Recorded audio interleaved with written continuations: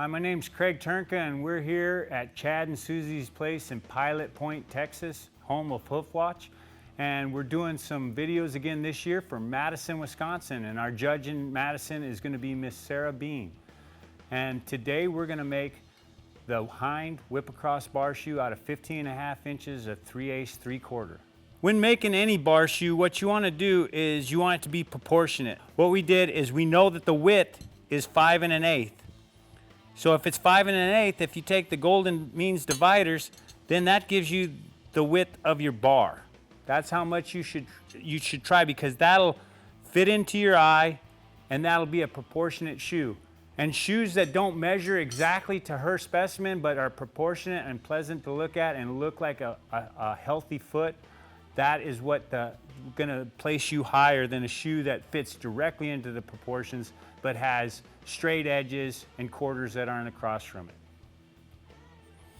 We're gonna braze on a jar cock, and we're gonna have a trailered heel cock that is slightly kicked out and is in line shooting right towards the toenail.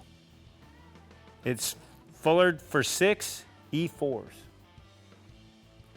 and has a slightly rolled toe. So we're gonna go ahead and make our jar cock with the material given, which is 3/8 3/4, and we're gonna get that out of the way. So we'll take and pinch down a piece and get it fabricated and get it out of our way. So the hind bar shoe measures 5 1/8, so that would give you about a 3 1/4 inch bar. So we're gonna turn up a little bit more, hockey stick it back, and we're gonna make half of the shoe is gonna be the bar, and then the other side is gonna be the heel cock, and we're gonna bring those together and weld them in the corner.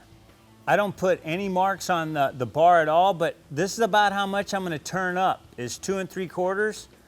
And then obviously I'm gonna try and fabricate a nice tight corner, and the bar is inverted. And actually with it being inverted, having a slight arc will fabricate this corner even quicker, because whenever you pack back with your hammer, it's not gonna wanna roll under, it's gonna wanna lock in right there where the corner's at.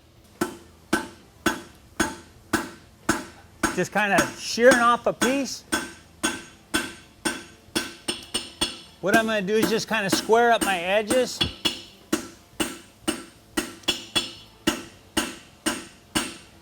And the cleaner you can make it, the less work you have to do with brazing it on. 2 flat surfaces will come together quicker. Just take your fuller, you can see, if you lean it, all I gotta do is lean it a little bit and almost chop it all the way off. And now that distorted it, so just come back in here and clean up those edges again.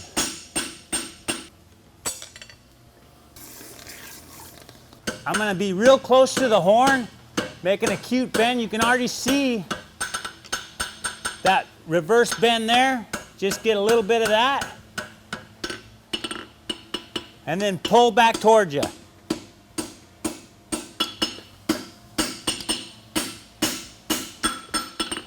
Bring it up here and just kind of, and I'm trying to stand it up. Then right here, I'll just, fairly close, I'm just gonna pinch it down. And then pinch it down here.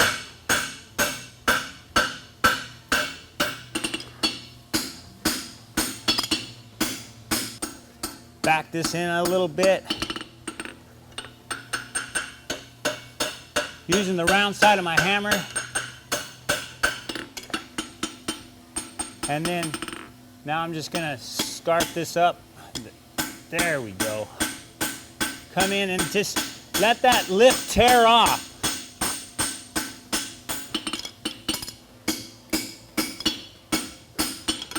You want to get this kind of narrowed up so you don't have a big, huge weld. Now I'll make a heel cock on the other side. Still got over 13 inches for my bar shoe. A slight bend over the horn, pulling back, narrow up the sides.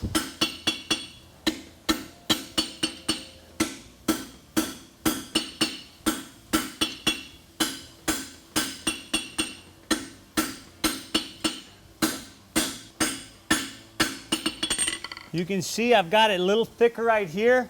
If I was making a normal heel cock, I'd come in here and I'd take a half blow and get rid of that material. But since I'm welding, I want to definitely have that to where I can flatten later on. Pull with this hand, and I'm just going to take the edge of my hammer and put a scarf right there.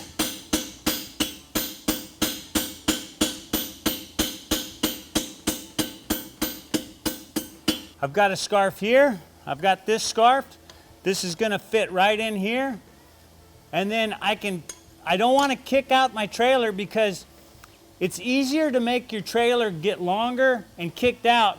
But if it's too kicked out and it's too long, you can never bring it back. But I can stretch everything to get to those measurements. Just going to come in and flatten it up a little bit. That'll get my width.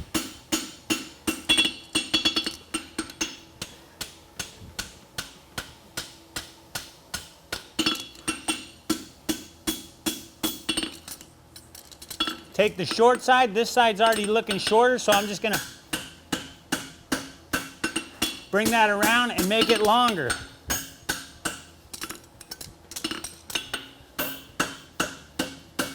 Come in here and just flatten it out. And now I've got a pretty uniform toe bend. And then I just bend each branch. Put it right about where I think the heel nail is and push with my tongs. And sweep it on around.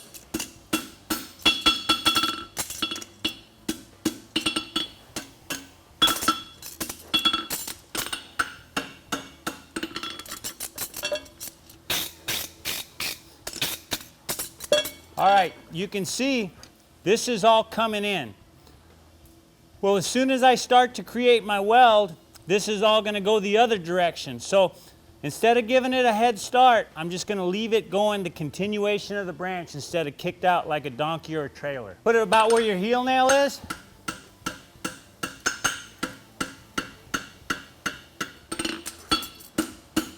And you can see that if I've already got my toe set up, I'm not really fighting with it.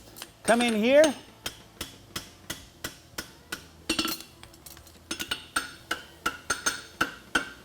What I want to have is I would like to have the back of my bar be with the front of my heel cock. So you can see I've got to move it around a little bit, but that's what I'm aiming at, is the back of my bar to the front of the heel cock. When you scarf, when you do anything for a weld, you're almost taking a pre-weld. I'm not done any flux, but I'm just putting all my seams together.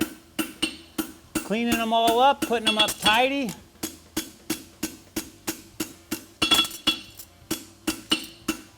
So when I come out, I'll be welding, and then at the very end, I'm going to have the heel cock, and that'll be my force of resistance to put that edge of that scarf in. Cover all your seams so you don't get air in there. And we're ready to weld. Pull the weld. I'm really pulling. Get everything locked together, and then just use your heel cock for resistance and get the back welded. Just using and digging.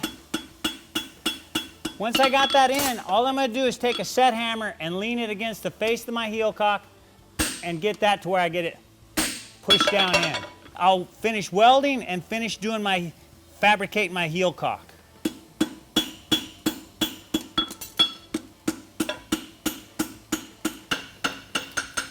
Working on the edges. When I say working on the edges, I'm just making that trailer to where you can see how it's already starting to go the other direction. And a lot of that comes from just picking up and using the edge of your hammer just like you would draw a clip.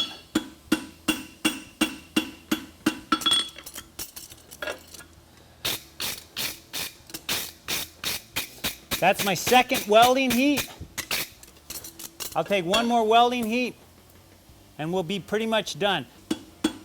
Just getting all these pieces put together. Then you can see what I'm doing there is just kind of building up that inside edge with my heel cock. Turn here.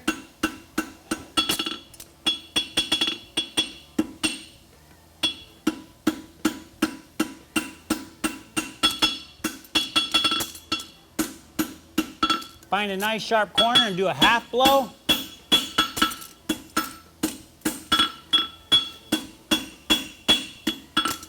And then come in here from the floor and then kind of get my heel cock nice and tidied up.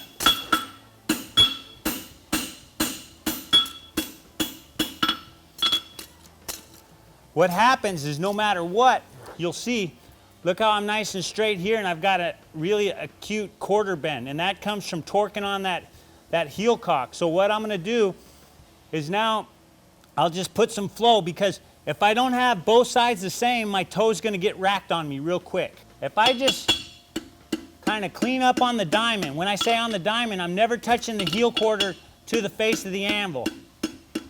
I can push one side down or the other side up. I can do the same by doing that or that.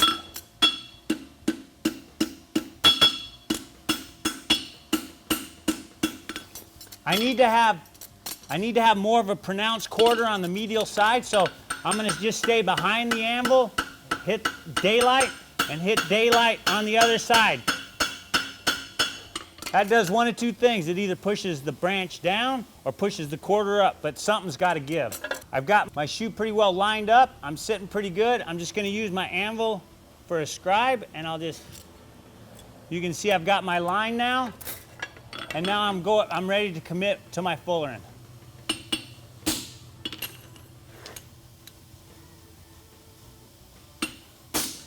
One thing you have to remember is you don't want to come too far down, because you don't want brass running into your fullering. So you can finish your fullering out, but don't come so far that you're going to commit to this much area just for brazing.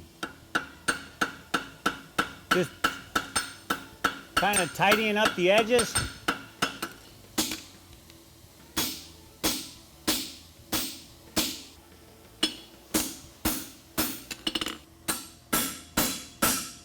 Set up for my hemming, just kind of tighten it up, go over the top.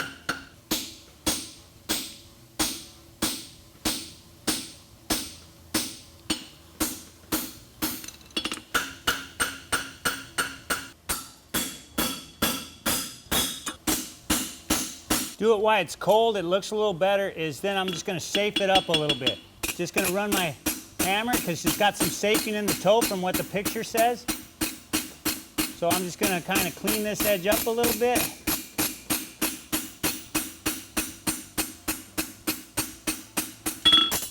That gives me a little bit of width in that toe.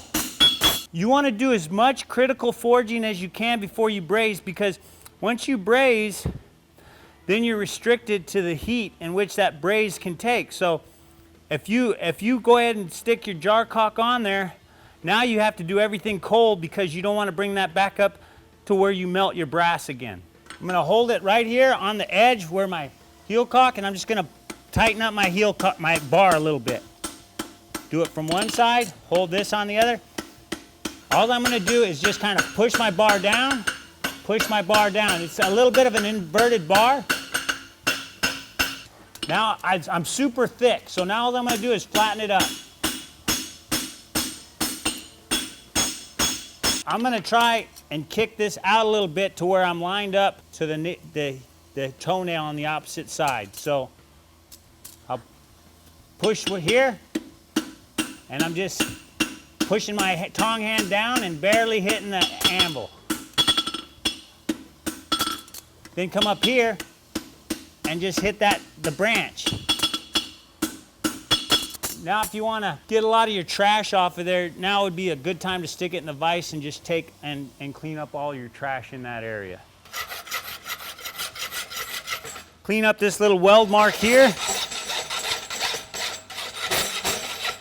And then clean up this edge right here.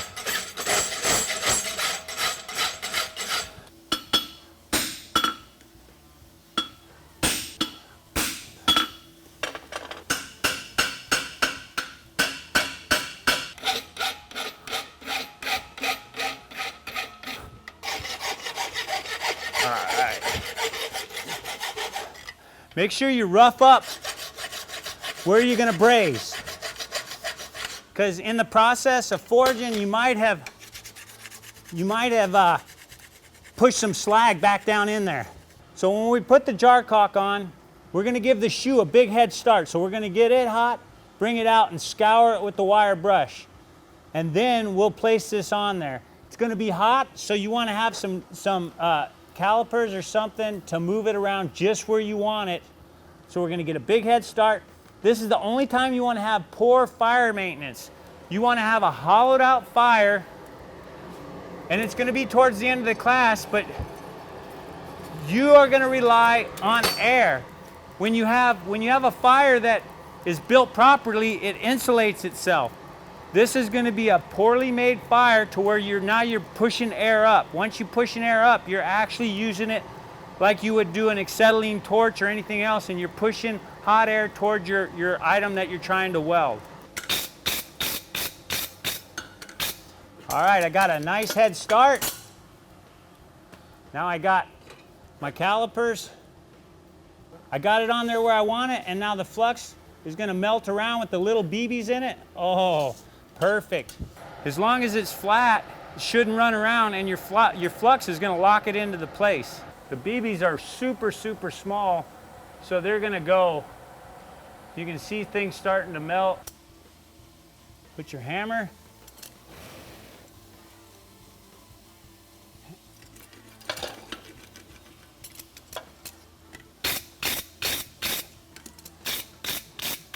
And scald it with the wire brush.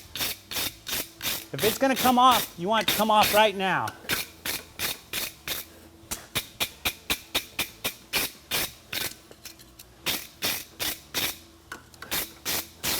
Getting all that nasty brass off of there.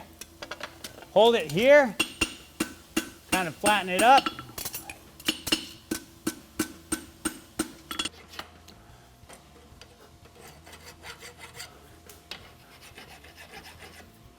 Just trying to make it look nice. It really has no function in anything. When you're wire brushing, you want to leave your heat and let your heat fade into that piece of brass, so you can do some scratching on it and brushing on it, but you don't want to heat it back up to critical temperature. I can sneak that right there.